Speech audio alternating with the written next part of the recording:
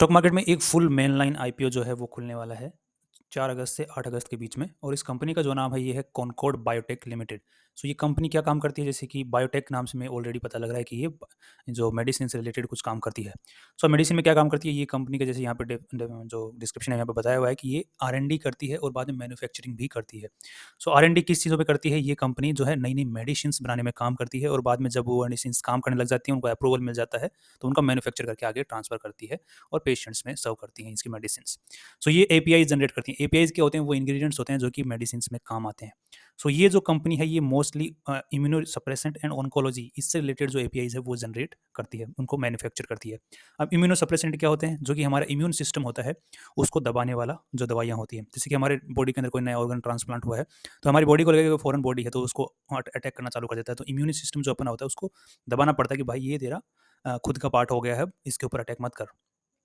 दूसरा होता है ऑन्कोलॉजी जो कि कैंसर ट्रीटमेंट के अंदर काम में आता है, तो ऑन्कोलॉजी जो एपीआईज़ होते हैं वो भी जनरेट करती हैं। अब इसका जो जनरेट करने के जो एपीआई जनरेट करती हैं, ये जो इंग्रीडिएंट्स जनरेट करती हैं, जो मेडिसिन में काम आते हैं, इनको जनरेट करने के 2 तरीके कंपनी काम लेती है, फर्मेंटेशन और सेमी सिंथेटिक प्रोसेस। फर्मेंटेशन का जो प्रोसेस होता है उसमें जो चीनी होता है, जो शुगर होता है, उसको थोड़े से केमिकल रिएक्शन करके बाद में एक नेचुरली प्रोसेस के थ्रू जो दवाइयाँ हैं वो बनाई जाती हैं, जो एपीआईज़ हैं वो क्रिएट किए जाते हैं। दूसरा सेमी सिंथेटिक वहाँ पर जो इंग्रीडिएंट्स होते हैं मतलब जो कुछ केमिकल्स होते हैं, वो केमिकल्स नेचुरली अवेलेबल नहीं होते हैं। उनको आर्टिफिशियली बनाना पड़ता है लेबोरेटरी के अंदर में, बट पूरा का पूरा आर्टिफिशियली नहीं बनाते, कुछ हद तक बनाते हैं। कुछ हद तक अवेलेबल होता है नेचुरली और कुछ हद तक उनको बनाया जाता है। तो ये 2 प्रोसेस के थ्रू बनाती है, अपने एपीआई जनरेट करती है, फर्मेंटेशन एंड सेमी सिंथेटिक।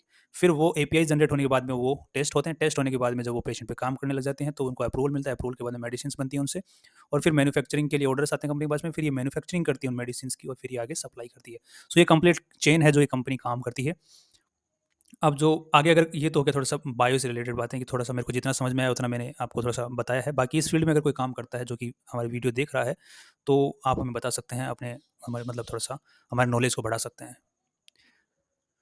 बाकी अगर थोड़ा-सा फाइनेंस की अगर बात करते हैं तो जो कंपनी है ये 741 के ऊपर अपना आईपीओ लेके आई है और टोटल जो एक आईपीओ की जो लॉट साइज़ रखा है वो 20 शेयर्स का रखा है। सो आपको एक आईपीओ की फाइल लगाने के लिए ₹14,820 की ज़रूरत पड़ने वाली है।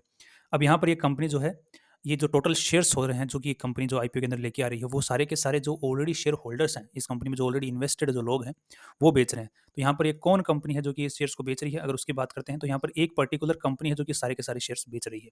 उस कंपनी का नाम है हेलिक्स इन्वेस्टमेंट्स प्राइवेट लिमिटेड। ये एक पहले से शेयर होल्डर्स है, मतलब इस कंपनी में पहले से ये पैसे लगा चुका था ₹727 पर शेयर के हिसाब से और अब ये सारे के सारे शेयर्स अपने बेच रहा है, तक लगभग 20 करोड़ के आसपास, सॉरी 2 करोड़ 9 लाख के लगभग अपने शेयर्स बेच रहा है 741 के भाव पे।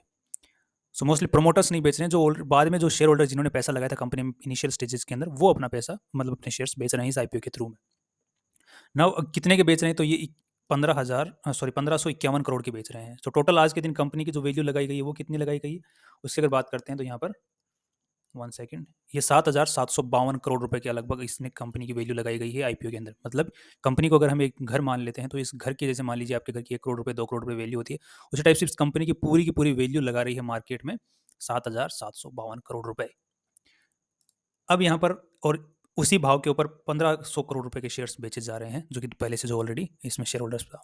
अब यहाँ पर कंपनी कमाई कितनी कर रही है उस हिसाब से अगर हम बात करते हैं, ताकि हमें इसके आईपीओ में इन्वेस्ट करना चाहिए कि नहीं करना चाहिए, अप्लाई करना चाहिए कि नहीं करना चाहिए, उसकी अगर खबर ले सकें। तो यहाँ पर कंपनी के अगर हम लोग फाइनेंशियल्स को देखते हैं तो रेवेन्यू जो कंपनी जनरेट करी थी 2021 में 630 करोड़ के थे, बाद में 736 करोड़, यहाँ पे अच्छा खासा इंप्रूवमेंट देखने को मिला है। लगभग 20, 21, 22% का यहाँ पे सेल बढ़ी है 1 साल में। फिर यहाँ पे 888 करोड़ का यहाँ पे अगेन इंप्रूवमेंट देखने को मिला है, जो कि अगेन कितना था? अगेन 20-21% के आसपास में फिर सेल में इंप्रूवमेंट देखने को मिला। ये तो हुई सेल की बात। अब प्रॉफिट्स की अगर बात करते हैं तो कंपनी के जो प्रॉफिट्स हैं उन्होंने 2021 से 2022 में थोड़ा-सा डिप लिया, मतलब कम हुए। अगेन 2022 से अगर 2023 की बात करते हैं तो अगेन जो प्रॉफिट्स हैं वो अगेन बढ़े, अ, 22 के मुकाबले, बट 21 के मुकाबले इतने नहीं बढ़े। अब यहाँ पर अगर टोटल अगर रिसेंट जो रिजल्ट है उसके अकॉर्डिंग बात करते हैं, थोड़ा डेटा को देखते हुए ऐसा लग रहा है कि मैनिपुलेटेड नहीं लग रहा। आईपीओ को लेके कई बार क्या करते हैं, कंपनी जो होती हैं वो प्रॉफिट्स को ज़्यादा दिखाने की कोशिश करती हैं, बट यहाँ पे ऐसा नज़र नहीं आ रहा है। अब यहाँ पे 888 करोड़ का यहाँ पे टोटल सेल हुआ है, तो 240 करोड़ का यहाँ पे टोटल नेट प्रॉफिट हुआ है पूरा खर्चा निकालने के बाद में। तो ये लगभग कितना परसेंट हो गया? ये लगभग 30% के आसपास में नेट प्रॉफिट अपने को नज़र आ रहा है। थोड़ा सा कैलकुलेट करके देख लेते हैं। 240 डिवाइडेड बाई 888, सो यहाँ पे 27% नेट प्रॉफिट जो है अपने को देखने को मिल रहा है, जो कि कंपनी नेट कमा रही है रिसेंट रिजल्ट के अकॉर्डिंग। अब आज के दिन कंपनी जो नेटवर्थ है वो 1290 करोड़ के आसपास में है। सो ग्राउंड पे जो आज के दिन कंपनी के खुद के जो एसेट्स हैं, लोन वोन के अगर हटा देते हैं, जैसे 31 करोड़ का लोन भी है और बाकी जो उधारी का माल है सबको अगर हटा देते हैं, तो कंपनियां खुद का माल की जो आज के दिन कंपनी की वैल्यू है वो है 1290 करोड़ जो नेटवर्थ है। और हमसे कितने पैसे मांग रही है? हमसे पैसे मांगे जा रहे हैं 7,752 करोड़। सो ये लगभग पीबी रेशियो यहाँ पे निकल देखने को मिल जाता है। अब अगर हम पीबी और पीई रेशियो को एक बार निकाल लेते हैं और उसके बाद में कंपेयर करके देखते हैं इसके कॉम्पिटिटर्स के साथ में, ताकि हमें आईपीओ में अप्लाई करना है कि नहीं उसका थोड़ा पता कर पाएँ। तो यहाँ पे जो हमने देखा कि नेटवर्थ कितनी है 1290 करोड़, तो इससे हमें पीबी रेशियो मिल जाएगा। इसको डिवाइड कर देते हैं।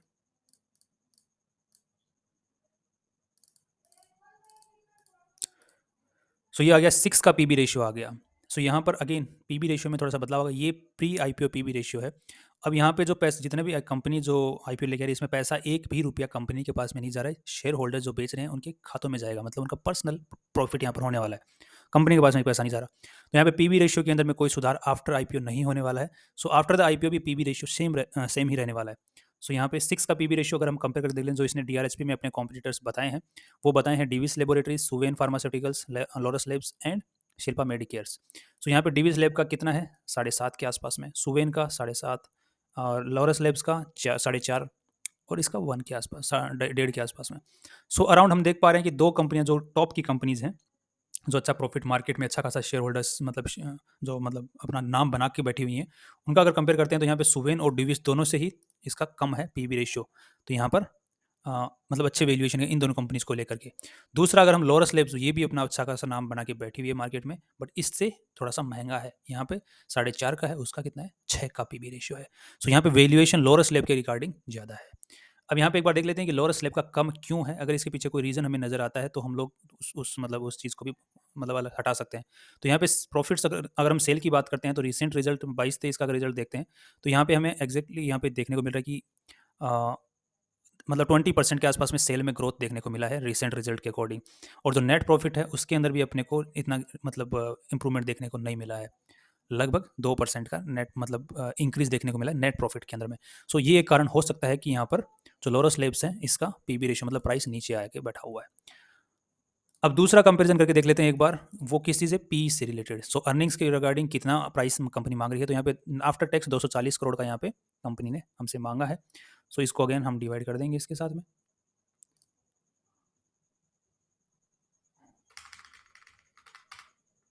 कितना था? 240 करोड़।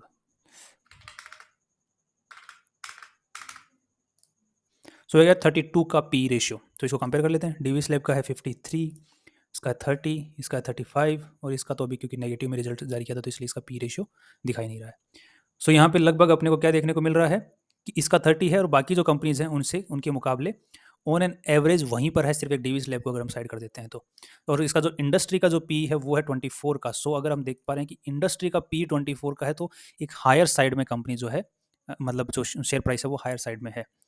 सो यहाँ पे वैल्यूएशन वाइज तो अपने को नॉर्मल जहाँ पे मोस्ट ऑफ द ये कंपनी की जो दिग्गज कंपनियां वो जहाँ पर चल रही हैं उसी के आसपास में इसकी वैल्यूएशन है, उसी के पास में ही चल रही है। सो वैल्यूएशन वाइज तो हमें इतना कुछ ज़्यादा बेनिफिट नहीं मिल रहा है कि हमें कोई बहुत सस्ते में माल मिल रहा हो, बहुत अच्छी कंपनी बहुत सस्ते में माल, ऐसा कुछ नहीं अपने को देखने यहाँ पे मिल रहा। अब ऐसा इसलिए भी सोचा क्योंकि इसमें वो मोस्टली क्या कंपनी के पास में पैसा जा नहीं रहा है, सारे के सारे शेयर होल्डर्स हैं वो ज़्यादा से ज़्यादा बेनिफिट के साथ में बाहर निकलने की कोशिश कर रहे थे। तो उन्होंने अच्छे खासे बेनिफिट्स के साथ में अच्छे खासा स्टॉक प्राइस उन्होंने वैल्यूएशन वाइज रखा है। अब यहाँ पर थोड़ा सा जीएमपी देख लेते हैं ताकि हमें आईपीओ के अंदर, क्योंकि एक ट्रेंड होता है स्टॉक मार्केट में, अगर ट्रेंड अच्छा चल रहा है तो आईपीओ जब प्राइस खुलता है तो वो अच्छे प्राइस पर खुलता है। सो जीएमपी से हमें उसका ट्रेंड का पता चल जाता है। सो यहाँ पे अगर जीएमपी कितना चल रहा है आज के दिन, लगभग 43% पॉजिटिव साइड में चल रहा है, तो हमें एक अच्छा खासा जीएमपी देखने को मिल सकता है। तो ये है कि हमें आईपीओ लिस्टिंग गेन्स देखने को मिल सकते हैं। सो अगर आईपीओ के बाद में हमें बने रहना है कि नहीं बने रहना है इस कंपनी के अंदर, वो डिपेंड करेगा कि एंकर इन्वेस्टर्स इसके अंदर कितना पार्टिसिपेशन ले रहे हैं।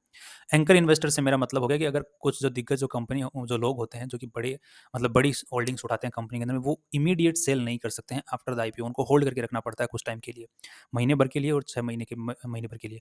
तो वो इमीडिएट सेल नहीं कर सकते, तो वो जब इन्वेस्ट करते हैं किसी कंपनी में तो हमें ये भरोसा होता था कि हाँ कंपनी कुछ अच्छा मतलब इमीडिएट नीचे नहीं जाएगी। थोड़ा सा हमें अंदाज़ा लग जाता है ऐसा। सो यहाँ पे एंकर इन्वेस्टर्स अगर इन्वेस्ट करते हैं तो हम लिस्टिंग के बाद में होल्ड कर सकते हैं। अगर वो नहीं करते हैं तो हमें लिस्टिंग गेन्स के साथ में एग्जिट करना ज़्यादा बेटर ऑप्शन रहेगा इस कंपनी के अंदर में। बाकी अगर आपको बायोटेक से रिलेटेड किसी कंपनी में अगर इन्वेस्टमेंट करना है तो आप बने रह सकते हैं चैनल के ऊपर में। हम लोग यहाँ पे जल्दी ही कोई अच्छी कंपनी बायोटेक से रिलेटेड यहाँ पे रिसर्च करके आपको डिलीवर करेंगे। फाइनली हमारा यही व्यू है कि लिस्टिंग गेन्स के लिए हम लोग इसमें अप्लाई कर सकते हैं। बाकी आफ्टर लिस्टिंग्स एंकर इन्वेस्टर से डिपेंड करेगा, और अगर वो नहीं इन्वेस्ट करते हैं तो लिस्टिंग गेन्स लेके बाहर निकल जाओ। See you tomorrow with new informations.